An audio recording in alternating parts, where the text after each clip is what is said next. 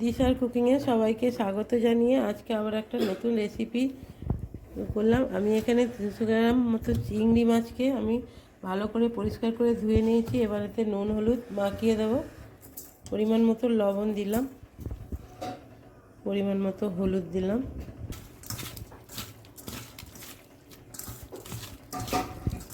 তিনটে আলুকে আমি ডুমো ডুমো করে কেটে নিয়েছি, সেটা ভাপিয়ে দিই। এখানে আমি মিডিয়াম সাইজের দুটো কপি নেওয়া হয়ে গেছে, সেগুলোকে আমি কেটে নিয়েছি। এবার নুন গরম জলে ভাপিয়ে নেব।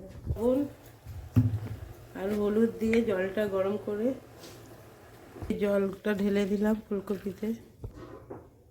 এই মাছগুলো আমি ভেজে নেব।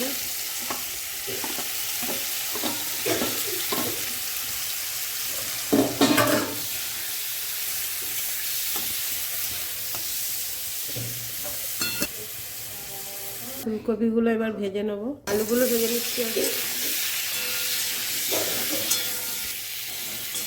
ভাজা হয়ে গেছে, তুলে নিচ্ছি। ফুলকপিগুলো ঢাকানো ভেজে নেব লাল করে।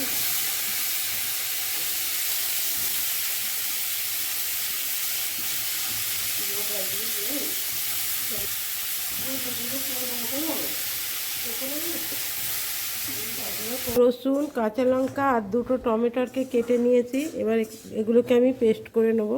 আছে, এবার নামিয়ে নিলাম লাল করে।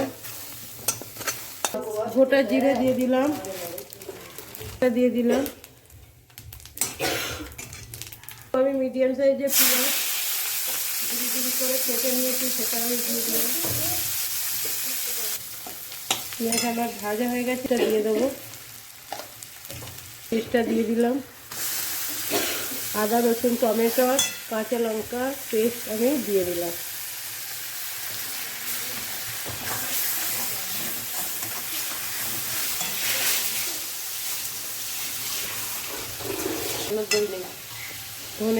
ধনে গুঁড়ো দিলাম আমি 2 চামচে, জিরে গুঁড়ো 1 চামচে দিলাম, 1 চামচ মতো হলুদ দিয়ে দিলাম, তার দিয়ে দিলাম 1 চামচ, 1 চামচ লঙ্কা গুঁড়ো দিয়ে দিলাম।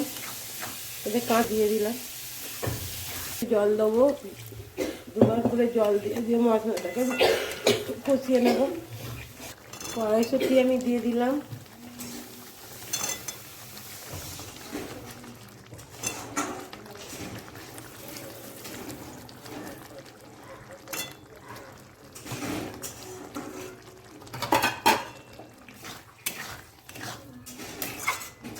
লবণ দিয়ে দিলাম, মাছের নুন।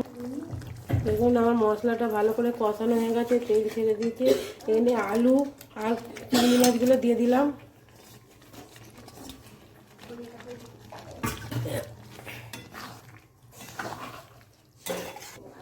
কপিগুলো দিয়ে দিচ্ছি। এবার কষাবো, কষিয়ে জল দেবো।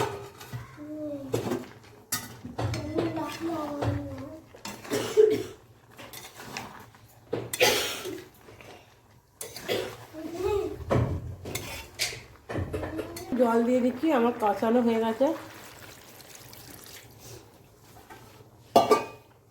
হবে তবে যাবে চান করে। চাপা দিয়ে দিলাম, দিয়ে এখানে দুটো বাতাসা দিয়ে দিলাম। গরম মশলা দিয়ে দিলাম, কিছুটা ধনে পাতা দিয়ে দিলাম। এবার আমি নামিয়ে নেব। ফুলকপি আলু চিংড়িটা যদি রেসিপিটা ভালো লাগে লাইক শেয়ার কমেন্ট করবেন, বেশি বেশি শেয়ার করবেন, আর একটা লাইক করে আমাকে এগিয়ে যেতে সাহায্য করবেন। ধন্যবাদ।